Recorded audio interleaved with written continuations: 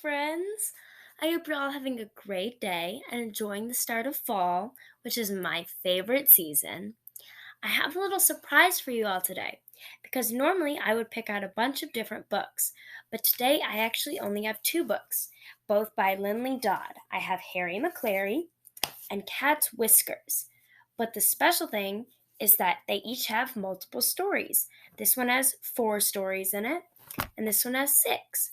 So I thought that today we can read 2 stories from each of these books by Linley Dodd.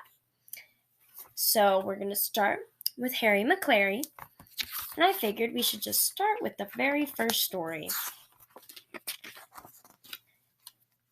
Harry Maclary from Donaldson's Dairy.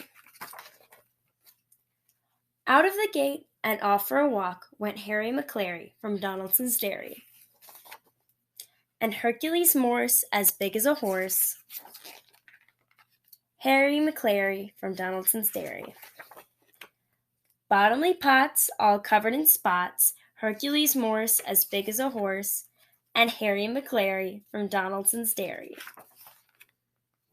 Muffin McLay, like a bundle of hay, bottomly pots, covered in spots, Hercules Morse, as big as a horse, and Harry Maclary from Donaldson's Dairy. Blitzer Maloney, all skinny and bony, Muffin McClay, like a bundle of hay, bottomly pots, covered in spots, Hercules Morse, as big as a horse, and Harry Maclary from Donaldson's Dairy.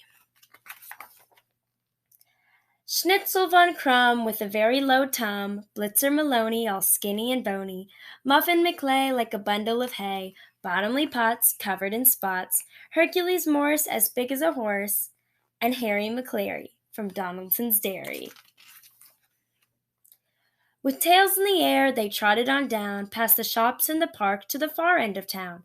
They sniffed at the smells, they snooped at each door, when suddenly, out of the shadows, they saw Scarface Claw, the toughest Tom in town.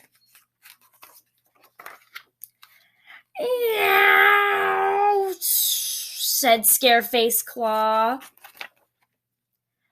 Off with a yowl, a wail and a howl, a scatter of paws, a clatter of claws, went Schnitzel von Krumm with a very low tum, Blitzer Maloney, all skinny and bony, Muffin McClay, like a bundle of hay, bottomly pots, covered in spots, Hercules Morse, as big as a horse, and Harry Maclary from Donaldson's Dairy.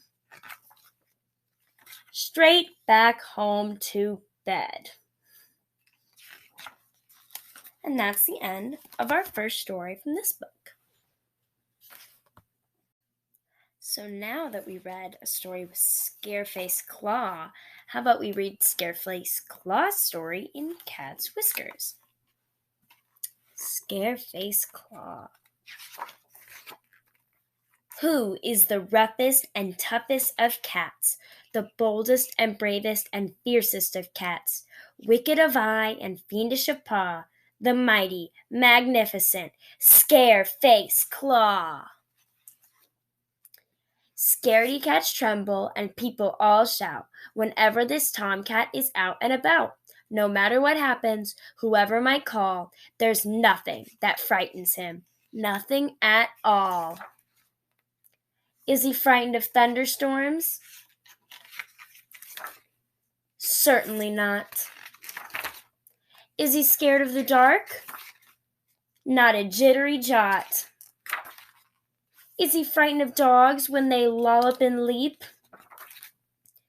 He watches his whiskers and goes back to sleep. Does he jump at the sound of a fire engine wail? He pretends not to hear it and chases his tail. Is he frightened of spiders all hairy and black? He bustles them out of their corners and back.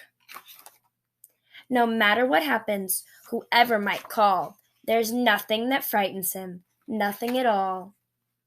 Except the wickedest tomcat you ever saw, and mighty, magnificent Scarface Claw. Look at him running off. He scared himself in the mirror. So now that we've read about Scarface Claw, let's read about our other friend in the Cat's Whiskers book, Slinky Malinki. Slinky Malinki was blacker than black, a stalking and lurking, adventurous cat. He had bright yellow eyes and a warbling wail and a kink at the end of his very long tail. He was cheeky and cheerful, friendly and fun. He chased after leaves and he'd roll in the sun. But at night he was wicked and fiendish and sly. Through moonlight and shadow he'd prowl and he'd pry. He crept along fences, he leapt along walls, he poked into corners and sneaked into halls. What was he up to? At night, to be brief, Slinky Malinki turned into a thief. All over town, from basement and bowl, he pilfered and pillaged and snatched and he stole. Slippers and sausages, biscuits, balloons, brushes and bandages, pencils and spoons. He pulled them, he dragged them, he heaved them until he'd carried them home to his house on the hill. One rascally night between midnight and 4, Slinky Malinki stole more than before. Some pegs and a teddy bear dressed up in lace, a gardening glove from McCafferty's place, a tatty old sneaker, smelly old sock, and Jennifer Turkington's pottery smock. A squishy banana, some glue and a pen, a cushion from Oliver Tulliver's den. A clock and some bottles, a pair of blue jeans, a half-knitted jersey, a packet of beans. He pulled them, he dragged them, he heaved them until he'd carried them home to his house on the hill. Then Slinky Malinki wrapped Scally and Cat, piled them up in a heap on the mat. The glue toppled over and gummed up the pegs, the jersey unraveled and tangled his legs. He tripped on the bottles and slipped on the sock. He tipped over sideways and set off the clock. Crash went the bottles, beep, beep went the clock, roar, roar, roar went the dogs on the block. Out went the lights, bang went the door, and out came the family, 1, 2, 3, 4.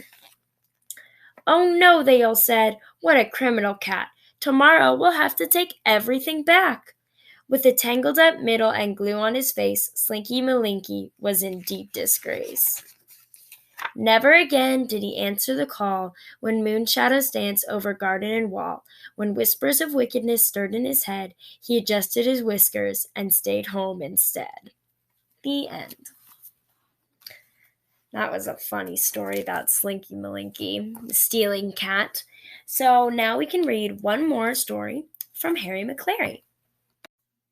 So now it's time for our final Harry Maclary story, Harry Maclary, Scattercat. Harry Maclary felt bumptious and bustly, bossy and bouncy, frisky and hustly. He wanted to run, he wanted to race, but the main thing he wanted was something to chase. Gerwicka Jones was hunting a bee, but along came Harry Maclary and chased her high up in the sycamore tree. Buttercup Brown was washing a paw, but along came Harry Maclary and bustled him under a rickety door. Pumpernickel Pew was patting a ball, but along came Harry Maclary and chased her away over the Pemberton's wall. Slinky Malinki was down in the reeds, but along came Harry Maclary and hustled him into a drumful of weeds. Mushroom Mage was asleep on the ledge, but along came Harry Maclary and chased her away through a hole in the hedge. Down on the path by the wooden rail, twitching a bit, was the tip of a tail. A bellicose bark, a boisterous bounce, Harry Maclary was ready to pounce. But along came Scarface Claw, who bothered and bustled him, rustled and hustled him, raced him and chased him, all the way home. The end of our last story. And you know who I hear at the door? My cat. This is Winnie, and she's like my own little Scarface Claw.